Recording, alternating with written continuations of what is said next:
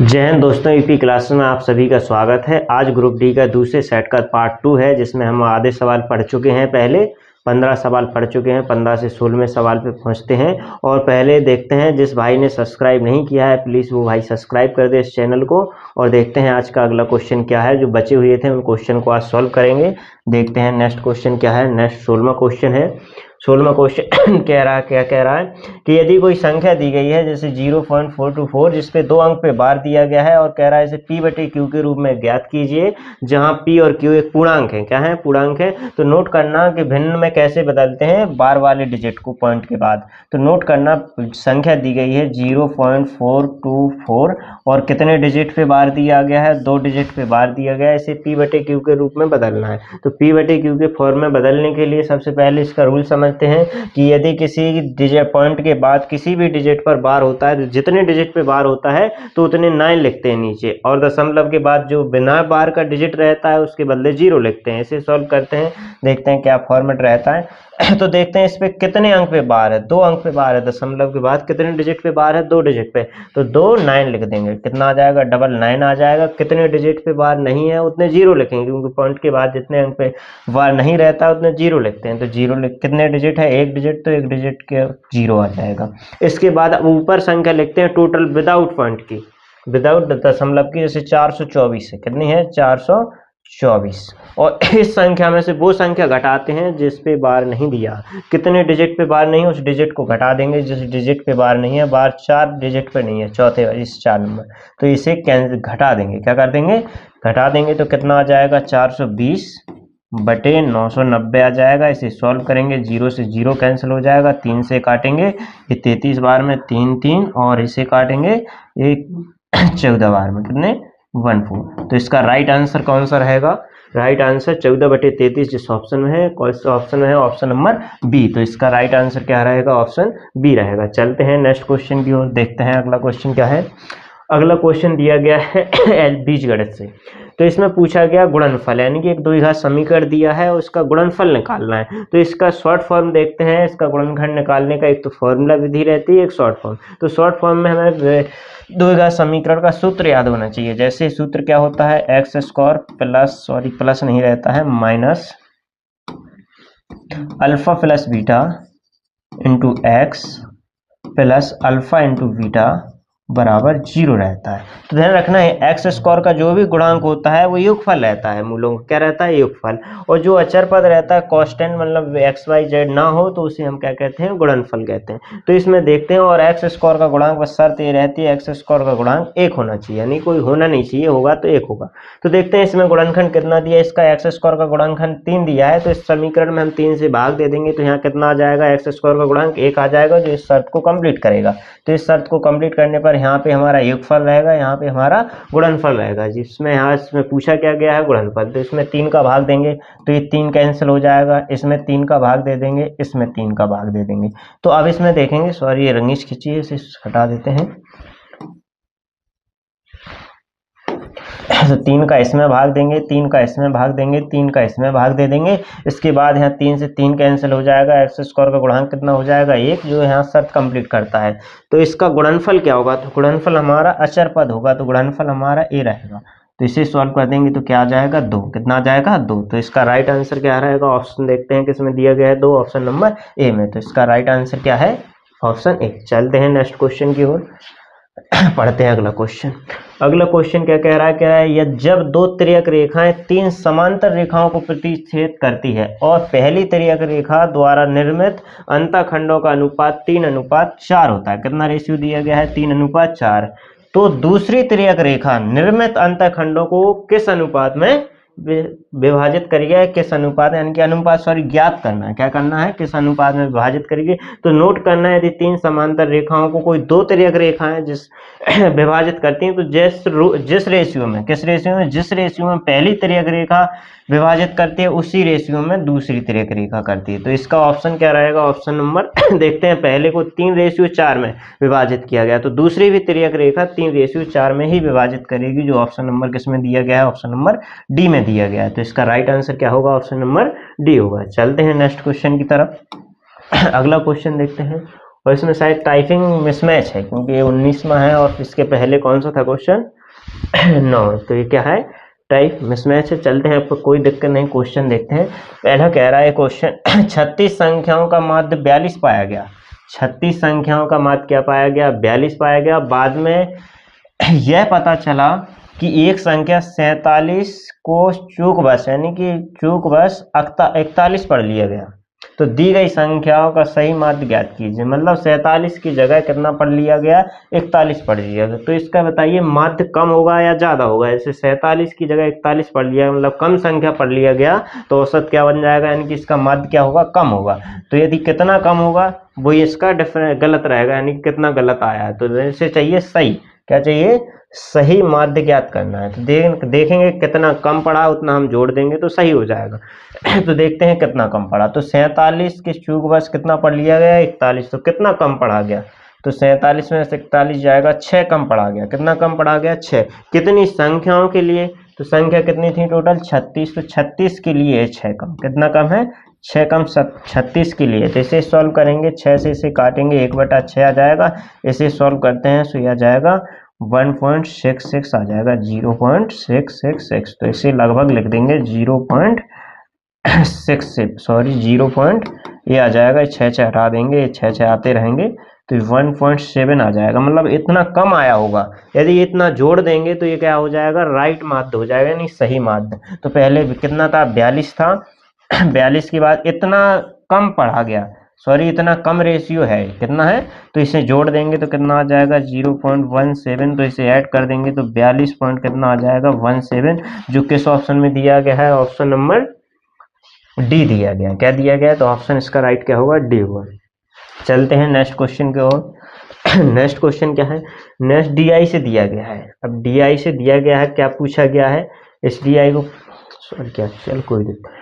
तो डीआई से पूछा गया। तो पढ़ते हैं संदर्भ। सवाल में तो क्या है, जो ग्राफ में दिया गया उसी के बारे में कहा जाता है जो ग्राफ में है, लेकिन सवाल में पूछा क्या जाता है, सब कुछ ग्राफ में दिया है। पढ़ते हैं क्या पूछा है।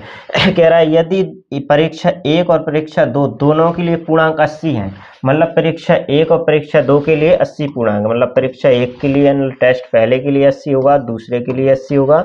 और पढ़ते हैं, और परीक्षा 3 के लिए पूर्णांक 100 होगा। कितना पूर्णांक, तीसरे के लिए 100 होगा। तो कह रहा है तो सभी तीनों परीक्षाओं के प्रदर्शन को देखते हुए ए और सी के प्राप्त कितने प्रतिशत अंक का अंतर है, मतलब ए और सी में डिफरेंस चाहिए कितने का है। तो टोटल मिला के नंबर कितने में से आए होंगे, 100 ये हैं, 80 और 80 160, मतलब 260 में से नंबर है। अब कितने डिफरेंस है, डिफरेंस चेक करना, तो 260 में से है टोटल मिला के नंबर। और किस किस का डिफरेंस चाहिए, किस किस का चाहिए, ए और सी का। तो ए को चेक करेंगे कितना दिया है, ए का निकालेंगे कितना है, और बी का निकाले, सॉरी सी का, और दोनों का डिफरेंस पूछा गया। तो इसे जोड़ते हैं, कितना आ जाएगा, 45, 50 और 75, 170 आ जाएगा जी। और इसे जोड़ेंगे तीसरे सी वाले को, 40, 40, 80 में 95, ये आ जाएगा 150। कितना आ जाएगा, 150 आ जाएगा। 4, 4, 8, 8 से 14, 50। इनका डिफरेंस चाहिए, क्या चाहिए, इनका अंतर। तो कितने का अंतर दिया, 70 और 170 और 50 में 20 का अंतर दिया है। और हमें परसेंट में भी चाहिए, कितने में चाहिए, तो परसेंट के लिए हम 100 का गुना कर देते हैं। किसका गुना कर देते हैं, 100 का गुना कर देते हैं। अब इसे सॉल्व करते हैं। 0 से 0 कैंसिल आ जाएगा, 1 कट जाएगा कितनी बार में, 13 बार में। तो ये आ जाएगा 100/13। मतलब 100 को 1 कहते हैं, तो 1/13 क्या होता है, 13 7 91। कितना आ जाएगा, ऑप्शन नंबर ए, क्योंकि इसे सॉल्व करेंगे तो ये 7.69% आ जाएगा। 13 का भाग देंगे 100 में, 7 बार में जाएगा, जो 7 के ऑप्शन में दिया गया है, ए ऑप्शन में दिया गया है। तो इसका राइट आंसर क्या होगा, ऑप्शन नंबर ए होगा। चलते हैं नेक्स्ट क्वेश्चन की तरफ। नेक्स्ट क्वेश्चन क्या है, सरलीकरण है, यानी कि इसे सरल करना है। तो इसे तो सॉल्व कर ले जाएंगे। वैसे कितना दिया गया है, 3 का स्क्वायर दिया गया है, तो 3 का स्क्वायर कितना होता है, 9। फिर इसका क्यू दिया गया, पहले इसका स्क्वायर दिया तो अंदर स्क्वायर कर लेंगे, इसका क्यू दिया तो इसका क्यू कर लेंगे, इसके बाद स्क्वायर करेंगे तो क्यू कितना आ जाएगा, 2 का 8, और इसका स्क्वायर इन्हें ऐड करना है। तो 9 का कितना होता है क्यू, 729, 729 प्लस 8 का स्क्वायर कितना होता है, 49। इसे सॉल्व कर लेंगे। सॉरी 49 नहीं, 8 का स्क्वायर दिया 7 का नहीं 64 होता है। कितना होता है 64। इसे सॉल्व करेंगे तो पहला डिजिट 9 4 13 किस ऑप्शन में दिया गया 3, ऑप्शन नंबर डी में दिया गया, तो इसे ऐड करेंगे कितना आ जाएगा 793 आ जाएगा, जो ऑप्शन नंबर किस में है डी में है। पहला डिजिट निकाल लेंगे 9 4 कितना 13, 3 आएगा, 3 का कितना किस ऑप्शन में दिया गया लास्ट में ऑप्शन नंबर डी में, तो इसका राइट आंसर क्या होगा ऑप्शन डी होगा। चलते हैं नेक्स्ट क्वेश्चन की तरफ। अगला क्वेश्चन क्या है, तो एक तल पर 4 अलग अलग बिंदु इस प्रकार हैं कि कोई भी तीन बिंदु, कितने बिंदु 3 बिंदु संरेख नहीं है, मतलब टोटल 4 बिंदु हैं, सॉरी एक तल पे 3 बिंदु दिए गए, कोई भी बिंदु संरेख नहीं है, उससे होकर खींचे जा सकने वाली संख्याएं ज्ञात कीजिए। क्या ज्ञात कीजिए संख्याएं। तो एक तल पर कितने 4 अलग अलग बिंदु हैं जिसमें से 3 बिंदु संरेख नहीं है, तो इसका एक फॉर्मूला होता है, उसे आप याद रखना। इसका फॉर्मूला क्या होता है NC2 होता है, और इससे बराबर आता है n का फैक्टर वटे n-2 का फैक्टर, फैक्टोरियल कहते हैं सॉरी, इनटू आता है 2 का फैक्टोरियल। कितने का 2 का फैक्टोरियल, ये रेशियो गलत पॉइंट गलत लग गया, फैक्टोरियल। ठीक, इस फॉर्मूला होता है। तो ध्यान रखना इसमें कितने बिंदु हैं अलग अलग 4 बिंदु, 4 में से 3 संरेख हैं, तो संरेख से नोट करना कोई मतलब नहीं रहता बिंदु कितने हैं, क्या है बिंदु कितने हैं, तो बिंदु 4 है तो n का मान 4 होगा, तो इधर 4 रख देंगे, 4 का फैक्टोरियल, 4 - 2 कितना आ जाएगा 2 का फैक्टोरियल गुणे 2 का फैक्टोरियल।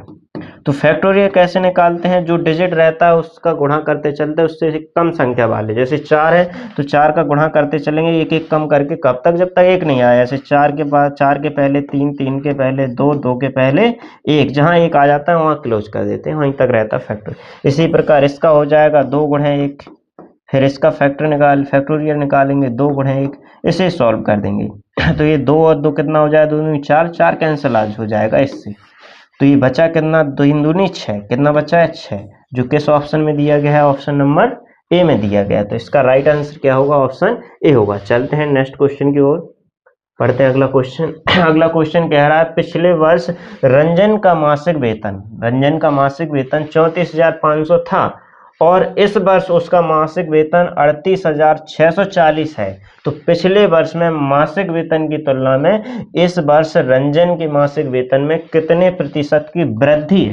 वृद्धि हुई, तो वृद्धि पूछा गया। तो वृद्धि किस में पूछा गया, नोट करना परसेंट में पूछा गया। अगर वैसे बिना परसेंट के पूछता तो हम बता देते कितने की वृद्धि हुई, लेकिन इन्होंने परसेंट में पूछा गया। तो चेक करेंगे कहाँ से वृद्धि हुई, 34,500 से यहाँ तक कितनी वृद्धि हुई, तो इसका डिफरेंस निकाल लेंगे, कितना आ जाएगा डिफरेंस 34,000 से 38,400, यानी कि ये आ जाएगा 4,140 डिफरेंस आ जाएगा, कितना 4,140। लेकिन कहाँ से डिफरेंस होगा, डिफरेंस हमेशा स्टार्टिंग से रहता है, कहाँ से, तो 34 से हो गया, तो कितने से हो गया 34,500 से, सॉरी 34,500 से, और परसेंट के लिए तो 100 लगा देंगे, तो ये परसेंट में करना, तो 00 से 00 कैंसिल हो जाएंगे।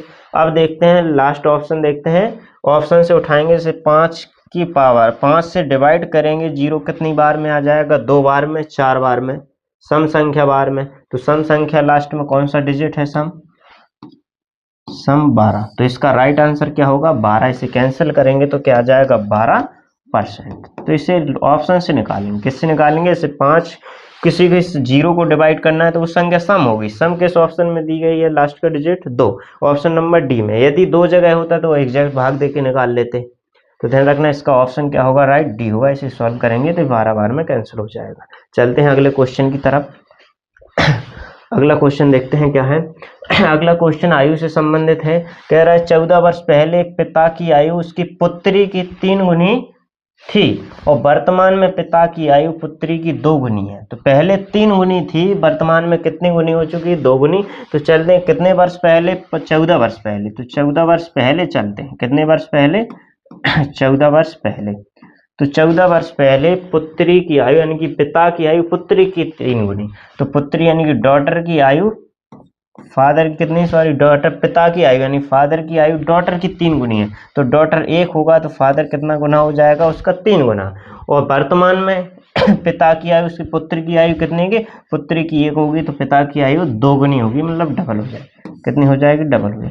अब इस सवाल में हम रेशियो को सेम लाते हैं, जैसे इसका रेशियो 1 और 1 का डिफरेंस कितना दिया गया है, एक एक का डिफरेंस 0 दिया गया है, इधर डिफरेंस चेक करते कितना दिया गया है 1, मतलब इनका डिफरेंस सेम नहीं है। तो पहले इसका डिफरेंस सेम निकालते हैं। डिफरेंस सेम कैसे निकालेंगे, इनके अंतर का इसमें गुणा करेंगे, इस दोनों रेशियो में, और उसके अंतर का इसमें गुणा करें। तो इसका अंतर कितना है, कितना अंतर 1, तो 1 का इधर गुणा कर देंगे, इन दोनों में कितने का अंतर 2, तो इसमें 2 का गुणा कर देंगे, तो ये रेशियो बदल जाएगा। यहाँ 1 है, यहाँ कितना 3 है, और इधर 2 का गुणा करेंगे तो इधर 2 हो जाएगा, इधर कितना हो जाएगा 4। अब इनका डिफरेंस देखते हैं, मतलब इसके बदले आ चुका है, नोट करना। अब ये नहीं रहा, नया रेशियो आ गया 3:1 और 4:2, इनका डिफरेंस 1 का है, उसका भी डिफरेंस 1 का है, तो डिफरेंस सेम हो चुका है। तो रेशियो में डिफरेंस कितने का है, 1 का है, और वर्ष में कितने का डिफरेंस दिया, 14 का दिया, कितने का 14 का दिया, मतलब एक रेशियो की वैल्यू 14 है।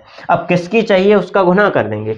चाहिए किनकी, तो कह रहा है पिता और पुत्री की वर्तमान आयु का योग चाहिए। तो वर्तमान आयु का रेशियो क्या है, उनका योग कर देंगे तो उनकी संख्या का योग निकल आएगा। तो रेशियो का योग कितना होगा, 4 2 6, तो एक रेशियो की 14 वैल्यू, तो 6 रेशियो की कितनी आ जाएगी, 14 गुणे 6, 14 6 कितना होता है 84। किस ऑप्शन में दिया गया, ऑप्शन नंबर बी। तो इसका राइट आंसर क्या होगा, ऑप्शन बी 84 वर्ष। तो दोनों की आयु का योग कितना हो जाएगा प्रेजेंट का, 84। चलते हैं अगले क्वेश्चन की तरफ, देखते हैं अगला क्वेश्चन। अगला क्वेश्चन क्या है, अगला क्वेश्चन संख्या यानी कि नंबर सिस्टम से दिया गया है। यदि संख्या के यानी ये संख्या दी गई है कि कह रहा है इसके प्रत्येक विषम अंक में 2 जोड़ा जाता है और प्रत्येक सम अंक में 1 घटाया जाता है, और तो बाएं से तीसरा और दाएं से तीसरे अंक का योग चाहिए। तो ध्यान रखना, इन्होंने डिसाइड कर दिया किस डिजिट का योग चाहिए, बाएं से तीसरा और दाएं से तीसरा, तो उसी डिजिट में हम जोड़ेंगे या घटाएंगे सम संख्या देख करके, सम है या विषम। तो देखते हैं बाएं से तीसरा किससे, तो बाएं से तीसरा अंक कौन सा रहा, 1। अब चल रहे हैं दाएं से, किससे, दाएं से तीसरा अंक, तो दाएं से तीसरा अंक कौन सा रहा, 2, कितना 2। अब कह रहा है कि सम और विषम में जोड़ना कितना है, तो प्रत्येक सम अंक में 2 जोड़ना है। तो ये सम अंक है, सॉरी विषम अंक में, किसमें, विषम अंक में। तो विषम अंक 1 है, इसमें 2 जोड़ देंगे तो कितना आ जाएगा, इसमें 2 जोड़ देंगे तो 3 आ जाएगा, कितना 3।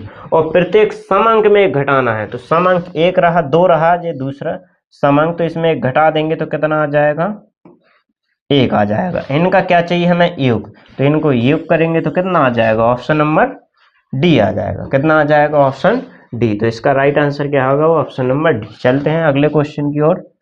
अगला क्वेश्चन नहीं है, मतलब एक क्लास समाप्त होती है, और प्लीज इस चैनल को सब्सक्राइब करें। जय हिंद दोस्तों।